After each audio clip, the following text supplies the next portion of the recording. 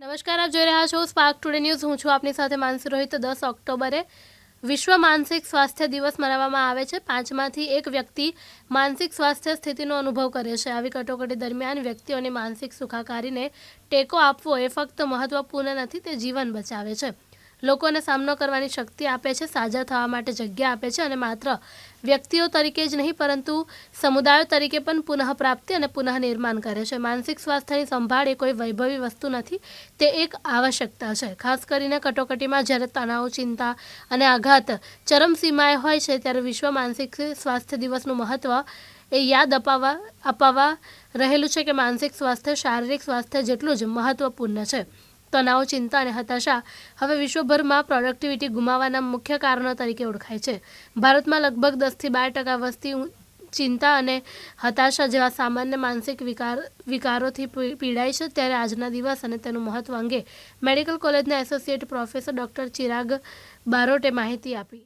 આજે 10 October world mental health day. આ દિવસનું મહત્ત્વ માનસિક સ્વાસ્થ્ય માટેની જાગૃતતા લાવવાનું, સમાજમાં લોકો માનસિક બીમારીઓને ઓળખતા થાય, શારીરિક બીમારીને જેટલું આપણે પ્રાધાન્ય આપીએ છીએ એટલું જ પ્રાધાન્ય આપણે માનસિક બીમારીને આપવું જોઈએ.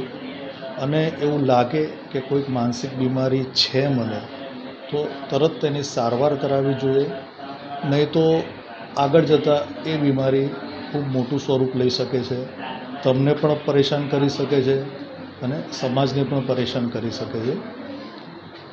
માનસિક બીમારી ના થાય એના માટે શું કરવું?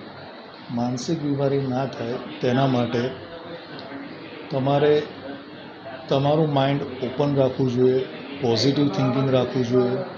તમને કોઈ પ્રશ્ન હોય, પ્રશ્ન સતાવતો હોય તો ખુલ્લા દિલે કોઈ નજીકના મિત્ર, સગો કે એની સાથે ચર્ચા કરવી જોઈએ.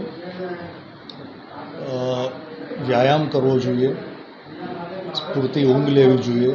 અને હા, અત્યારે જે ફાસ્ટ ફૂડનો જમાનો છે, બ્રિટાનિયાની એક કેચ લાઈન હતી કે ઇટ હેલ્ધી, થિંક બેટર. એટલે તમે સારું જમશો તો તમને સારા વિચારો આવશે. એટલે ખોરાકનું પણ બહુ મહત્ત્વ છે. વધતા સમય મળે ત્યારે યોગા, મેડિટેશન એવું પણ કરવું જોઈએ. એટલે આમ તમે પોઝિટિવ વિચારશો, પોઝિટિવ લાઈફસ્ટાઈલ રાખશો, વ્યસનોથી દૂર રહેશો. વ્યસન એ પણ એક માનસિક બીમારી છે. જેટલા તમે વ્યસનોથી દૂર રહેશો એટલું તમારું માનસિક સ્વાસ્થ્ય પણ સારું રહેશે. એટલે જે કોઈને એવું લાગતું હોય કે મને આ તકલીફ છે, આ માનસિક તકલીફ છે, એન્ઝાયટી, ડિપ્રેશન, સાયકોસિસ, તો તેણે તરત જ તેની સારવાર યોગ્ય મનોચિકિત્સક પાસે જઈને લેવી જોઈએ. Doctor Chirag Barot, associate professor, medical college, Baroda.